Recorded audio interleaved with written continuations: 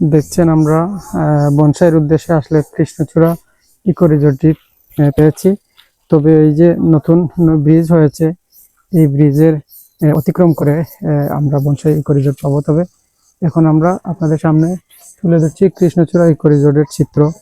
একসাথে এই পর্বটি পাবেন, কারণ সকল ইকো রিসোর্টই এত বড় সড়ো না থাকার কারণে আমরা এখানে এক পলকে আপনাদের সামনে ওই দৃশ্য তুলে ধরছি। নিশ্চয়ই ভালো লাগবে, এবং এত বড় সড়ো না থাকার কারণে একসাথে কয়েকটি রিসোর্ট আপনাদের সাথে তুলে ধরছি।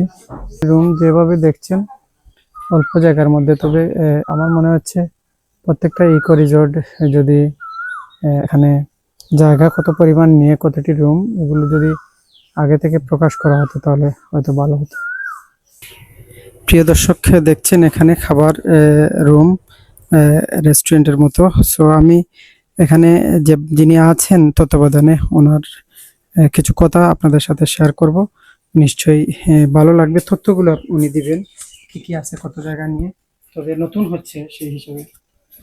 জি, আসসালামু আলাইকুম সম্মানিত প্রিয় দর্শক।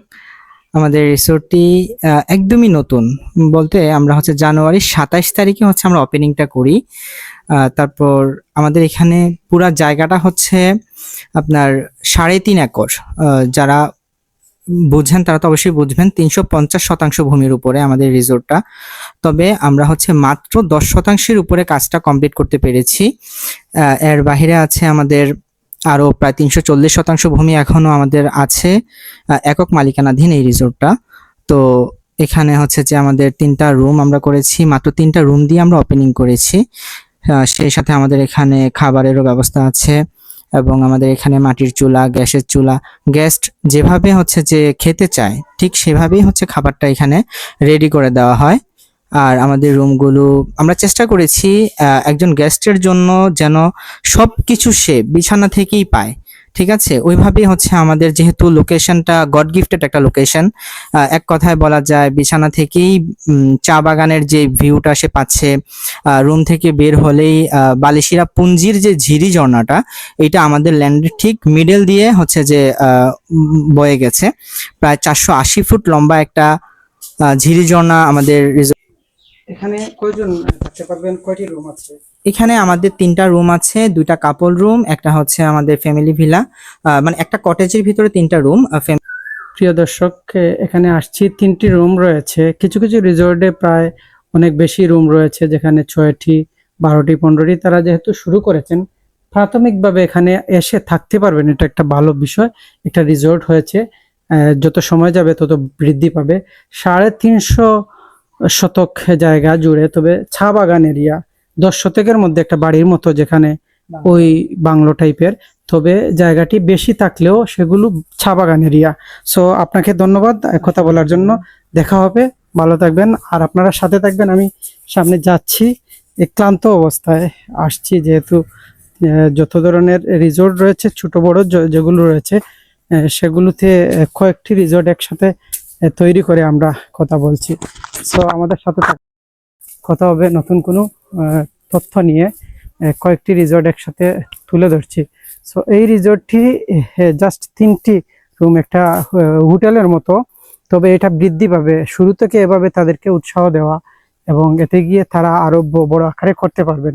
একসাথে বড় আকারে রিসোর্ট যদি হয় তাহলে দেখা যায় ঝুঁকির মধ্যে পড়তে হয়, সেজন্য হয়তো তাদের কৌশল অনুযায়ী এরকম করছেন। সো ভালো থাকেন, কথা হবে আরেকটি রিসোর্টে।